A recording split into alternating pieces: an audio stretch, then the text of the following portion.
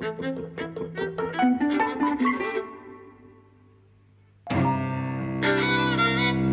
and welcome to Eavesdropping at the Movies. I'm Mike. And I'm Jose.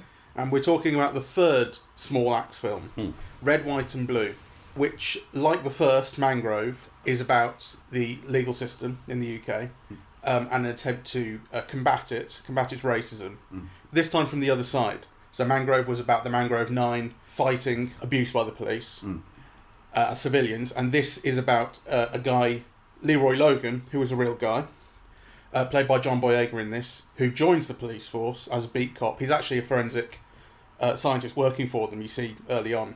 But he gives that up, joins the police as a beat cop with the express intention of trying to combat its racism from the inside. For my money, it's the least impressive of the three we've seen so far. I think it's the least complex. Oh, I don't know about that. I mean, I may agree with you, yeah, but we're speaking about such a high level, that, I mean, I think this is an amazing film. I think it's great, and it sounds like such a backhanded compliment, but I really don't mean it like this. I think it's great for it to be on TV. I think it's for people who really don't understand the kind of relationship that black people have with the police, especially in this country. I think it's a great thing to be able to see that on TV. So his dad in this is arrested and beaten by the cops for literally doing nothing. He parks his truck on the side of a road, and he's allowed to park there, and he even has the tape measure to prove that he's within the regulations, and they beat him nonetheless. They really don't have a leg to stand on, as the film goes on to sort of describe. That kind of thing, people probably don't believe happens. Well, but, I mean, so there's two things. First, it's good that it's on TV, that it makes people aware of systemic racism in Britain, a history of systemic racism, and also a history of small acts that resist that racism and try to overturn it. But aside from that, I also think this is a great film.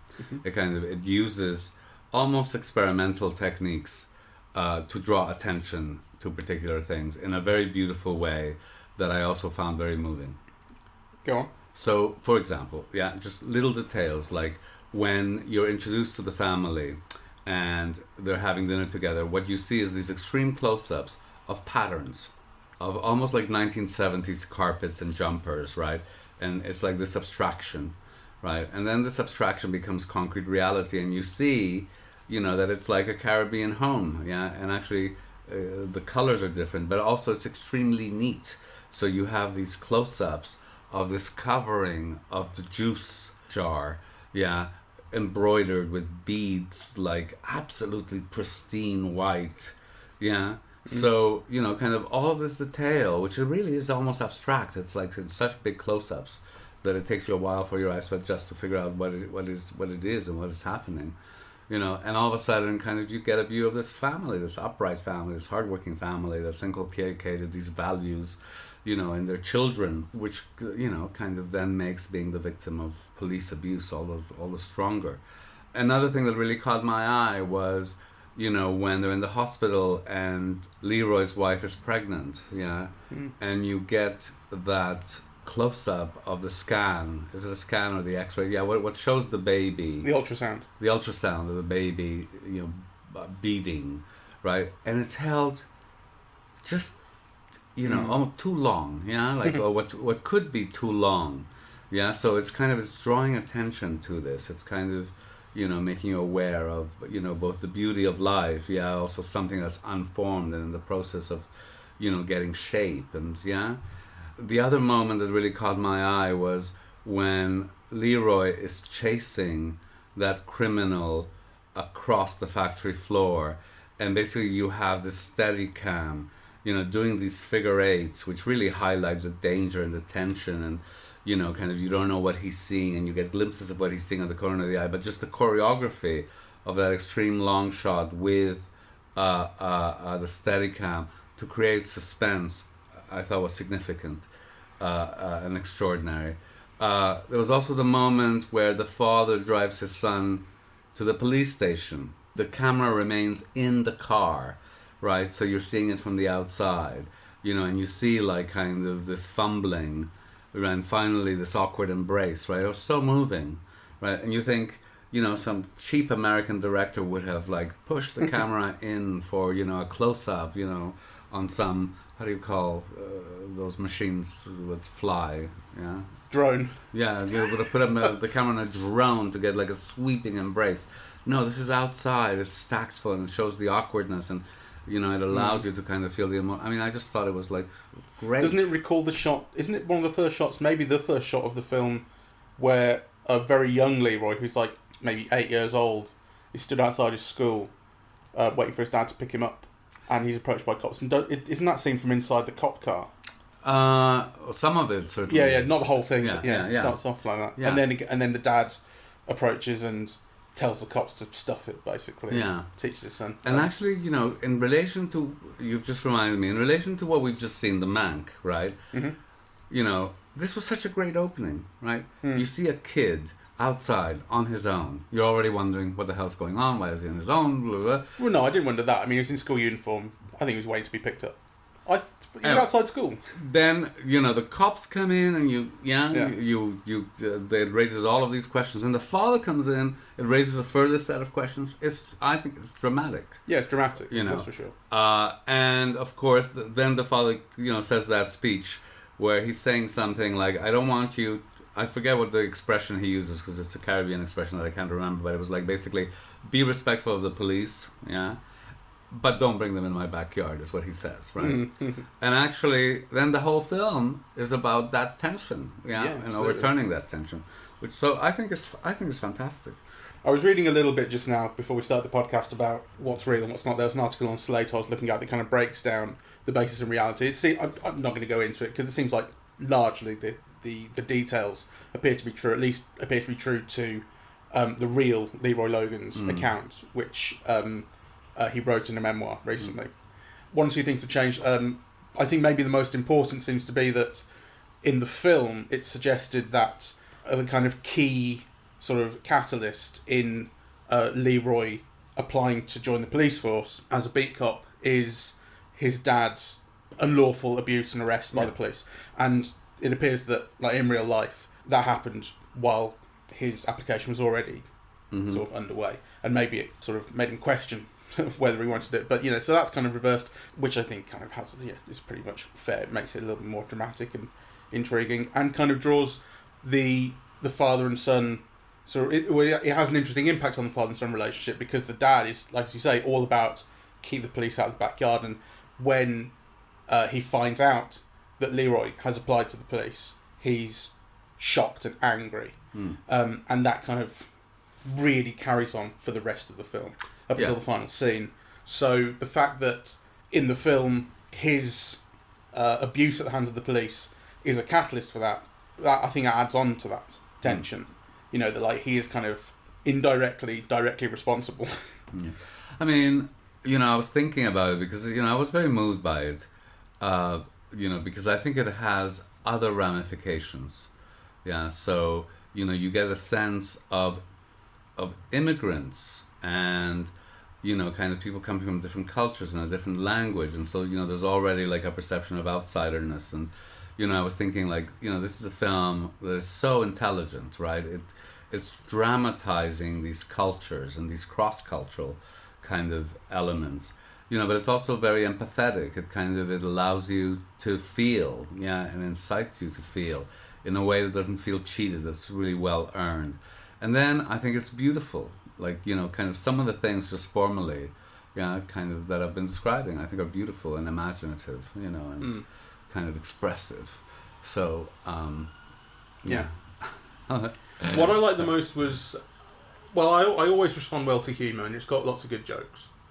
It's got a good Jedi joke, and I really, really responded to the things that I recognised from, because this is set in the early 80s, so it's kind of, because I was born in late 80s, and this is the stuff that's still here. The stuff that's here is stuff that I'm starting to recognise from my youth. It kind of lasted until the 90s. So like the way the cars looked and behaved, you kind of recognise the air freshener. I said to you, I doubt you have any idea what that air freshener is, but I've seen that air freshener, the traffic light air freshener. I know it off by heart. And the beep test which I told you about, and I asked you because I didn't know if it was a particularly British thing. It must be. You have no.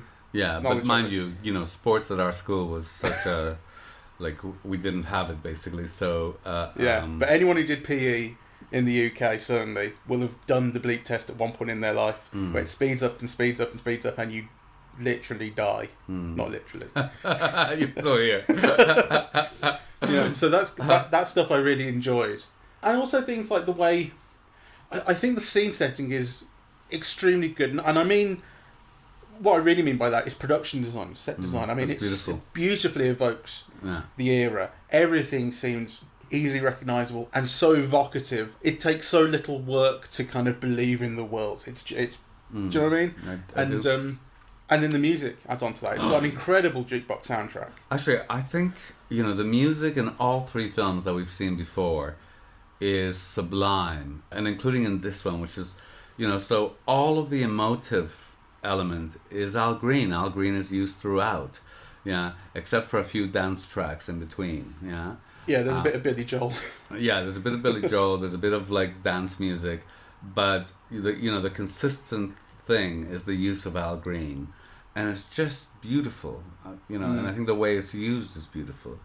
I think also there are interesting touches, right? So, the father is into country music, right? Mm-hmm. Whereas the son is into British, kind of dance music. Yeah. And then, of course, what you get at the end is Al Green singing "Put Your Head Against My Shoulder," which is a country song, right? Mm. So it's almost like a fusion, the father and son coming together in this kind of, shared act of resistance. I think it's really beautiful.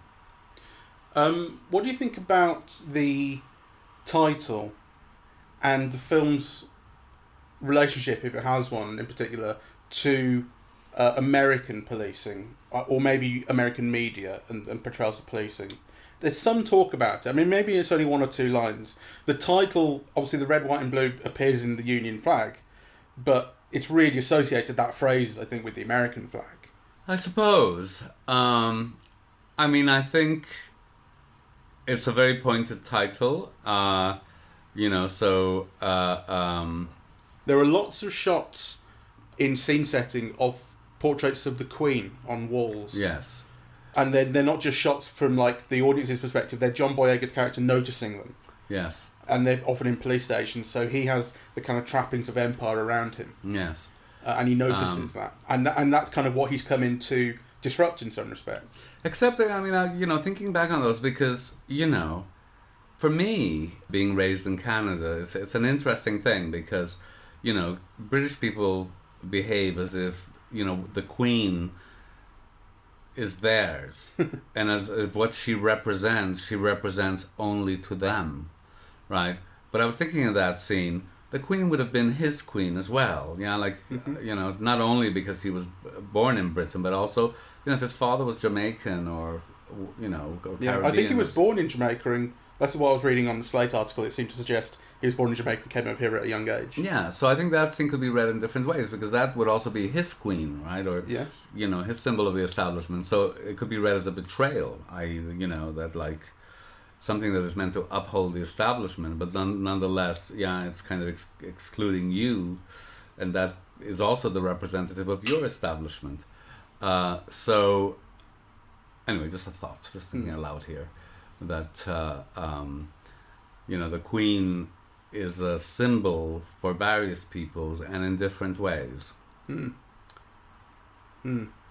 I think in the context of this film and this story, and the idea that Leroy is deliberately and knowingly, trying to change the system. I think those portraits of the Queen, there's a representational strategy of using those, I think, in kind of representing the system. That's why they appear in these police stations. That's why. Well, also there's all those badges, right, with her initials on them. And so I found the relationship between the father and son, which is really at the heart of this film, incredibly beautiful. Because you get the sense of a generational thing and an aspect of self-sacrifice, because you feel that the father would have really fought his case, would have wanted to have his day in court, and that actually choosing not to pursue that is a sacrifice for his son. Yeah. So, I mean, it's never explicitly stated, but I think it is communicated. And then the result of that is that he's beaten down. Yeah, he becomes less than himself. And at the end, you see him drinking alone, right? Though, the son comes in to share that drink, which again is another lovely touch, I think. Yeah, but the father has been diminished by this. But I think the reason that last scene is so beautiful is because the son has been diminished as well by his treatment within the police, with the racist abuse written on his locker and being passed over for promotion due to pretty much clearly racist reasons, or they're not given as such. And I maybe it wasn't clear that because I didn't catch everything in the final conversation. I must say, I don't know if he told his dad that that's what had happened, but it certainly in his demeanour it appeared that he was in the same kind of emotional state as his dad, and that's the basis for a reconciliation between them of a sort. I mean, the ending in a way didn't make sense to me until, I was just reading the wiki page before we started talking, just trying to remember names. But then actually it made sense, yeah? So, because, I didn't realize that this was based on a real person, that this real person became a success, that, he was awarded the MBE or whatever, and, So the clink with the glasses and the conversation with the father is, again, the struggle continues. So there is there was this sense of being kind of beaten or diminished, but it's not over, it's not the end, and actually I think if you have a knowledge that this is based on real people, then that becomes clearer as an ending. Yeah, sure. And it's a return to that small acts thing I was talking about in the first podcast about Mangrove, where it's about one person's story, one person's actions contribute to a much, much bigger picture. Yes. And that's kind of quite obvious here. And it was only when you said small acts earlier that I realised that it can be a pun. Acts. Yeah. That's good. I hadn't thought about that. Yeah. I mean, I imagine that it's like a Caribbean pronunciation of acts.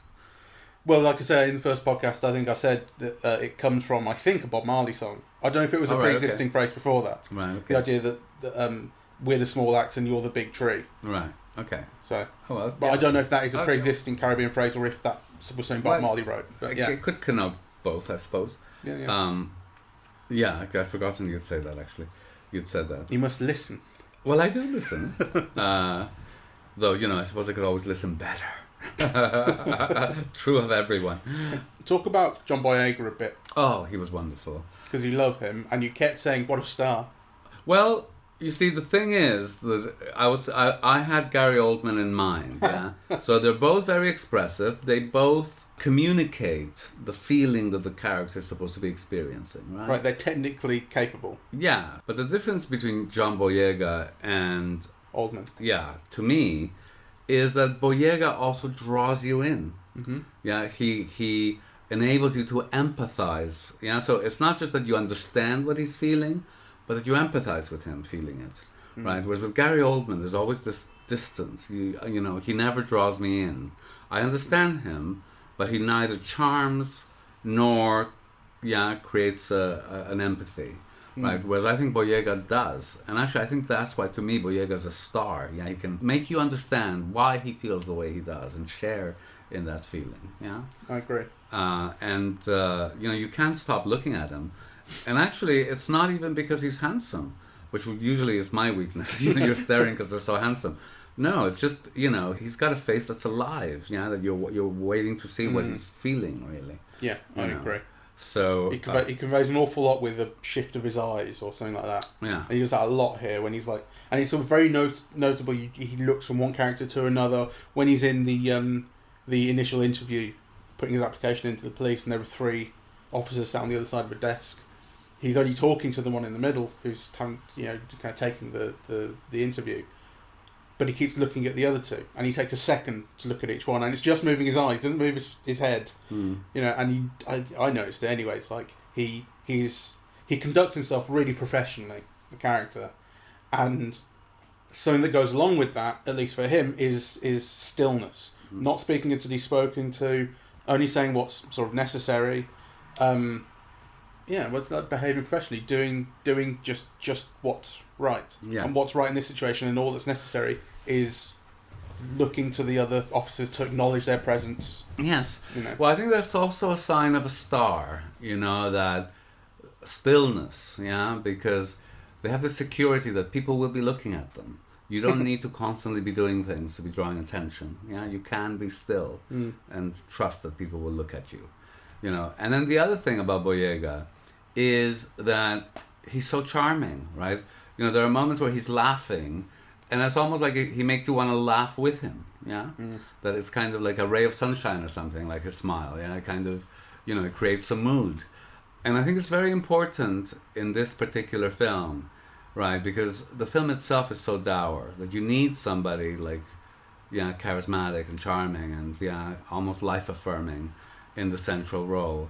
And I wanted to mention also a couple of things about the film that I've forgotten earlier, which is its inclusivity, right? So it's very important that Leroy's cousin is gay, It's very important in the film, and it's a sign of the skill that McQueen has, that you get the sense of his oppression as a gay man, including by his family members. The father walking in, but nonetheless dancing with his cousin, right? So you get like these different sides to a story. Everything is kind of multi-layered, right?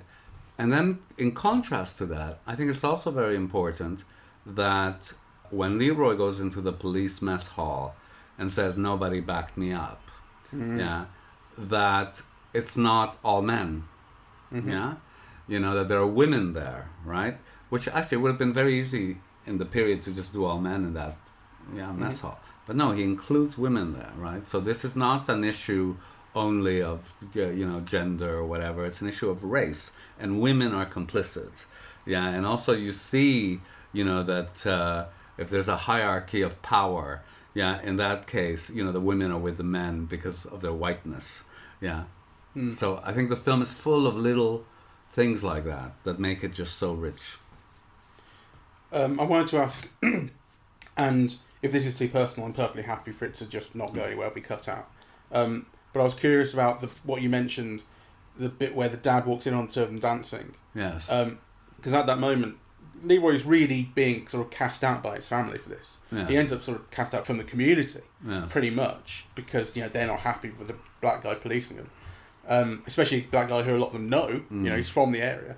But that bit in particular, was that resonant to you, or do you think it's especially resonant because of how you were treated when you were younger? Well, no, I mean, that in a way is so far advanced than what I would have been capable of, I mean, to be dancing with another boy in your house, I mean, I would just never have done it, right? Like, it was just not within the realm of the possible for me. No, I thought what was beautiful about that scene was how in one moment, and this is why, I'm using the word dramatic, it distills all of these things, both, the fact that the cousin is gay, the fact that Leroy is not, the affection and bond between them, they're dancing together, so, kind of clearly the Leroy character is not homophobic. The father walks in, then they all stop, right? And then actually the response to the father going away, where he continues dancing, and it's very important that it's Leroy who breaks the tension and starts off the dancing, right? To make his cousin feel okay, right? So, kind of, there's so much going on in a moment like that, right? Yeah. And I think it's, I mean, obviously I'm probably bringing a lot of my history and understanding as a gay man to this, but I think it's there. I think it's, these things have been thought through in terms of these questions, and I think this is why the film is so beautiful and rich. Was that his cousin, or aren't they mates, him and Lee? I think, well, I thought it was his cousin because the mother, where they go have that Sunday lunch, right? The father tells her, "This is your fault, that the son has gone into the police. You with your buzz." Right. He mentioned something about the son. So I assume that's his sister and their family, right? Maybe not. It wasn't clear to me. I thought they were family friends, but I don't know. Well, I think they're cousins, but whether they're family friends or cousins, I suppose it's not that important. Yeah. I was just asking because if you'd noticed something I hadn't. All right. Well, I was just assuming they were cousins. Yeah. The final thing I would say, and I think this is, I suppose, why I think it's the weakest of the three, but as you said, it's a relative thing. These three films are of a very, very high standard. They're really good. Is that I think it lent a little too hard on cliche or on tropes. I felt like I could predict where it was going. Maybe that's not that fair a criticism, because who says it should have to surprise me like that? And maybe it's the in the scenes it's kind of imaginative and effective and so on. All I mean is I suppose it grabbed me less than the other two. Okay, there was a couple of moments where I thought, that kind of it resonated, though it might have just seemed slightly cliche-ish because it's stereotypes are stereotypes for a reason. I did think that the film avoided most of them, right? In all kinds of ways, yeah. Who the father is, what his job is, his attitudes, the son being a PhD going to the police as opposed to, a cliche would have been to be a little gang leader and things like that, right? So I think the film avoided cliches very much, and what it avoided, which again, I apologize for constantly comparing it to American cinema, but that is a point of reference. It avoided that feeling of smugness. Yeah, in which kind of you get the feeling that people know all the answers, or people have all the answers, right? In that family picture, there would have been an aunt or somebody who would have preached you the gospel of how things should be, right, or how she knows things are. There's nothing like that here, right? So, no. Which I liked very much and I appreciated. No, it's a family that's really genuinely struggling with things that are new to them or challenging. Yes, with assimilation, or with the inability to assimilate, or with being prevented from assimilating. All those things. Because also, the type of migration or immigration that you have here is different. And I think the shock must have been greater. So, for example, when my family immigrated to Canada, they immigrated. So actually you expect to be inferior. It's not your country. Yeah, you are being led in, through the grace of others, right? Into this land of opportunity. So, it's not right that people treat you badly, but also, kind of in some ways it's understandable. The difference with, what do they call, although the people who came on that boat and then were sent away again, the Windrush generation, is that they were British, right? And actually that would have been true of Canadians in that period. I mean, you come here as a citizen. It's your place as much as when a British person goes to Jamaica, it's their place. You are both British. Yeah, you're both British. So, yeah, the sense of betrayal or anger or, kind of being mistreated like that, must have been even greater. Yeah, she's their queen too. It's their country too, right? So, yeah. Yeah, so absolutely. And in fact, when they basically told you don't need papers, passport, anything like that, because you are British citizens, you can move here, and then 50 years down the line, they're told by Theresa May, where are your papers? Exactly. Yeah, so it's fucking disgusting. Yeah. So, but in relation to the film, it's a different type of migration, yeah? It's a migration home as opposed to a migration away from home, yeah, in some ways. Anyway, I think it's great and you should all see it. And it's on iPlayer like the rest of them. Yes. And, the 4th and 5th, at the time of recording, haven't yet come out. The 4th is on tonight, I think. Right. And then the 5th in a week, I guess. Right. So we will continue with this fascinating series. Do let us know kind of what you think of both, the individual episodes and, our commentary. And in the meantime, thank you very much for listening. We are eavesdropping at the movies, and we are on Apple Podcasts, Google Podcasts, Spotify, SoundCloud, and YouTube. On social media, we're on Facebook and Twitter. And the website is eavesdroppingatthemovies.com. Thank you very much for listening. Bye-bye.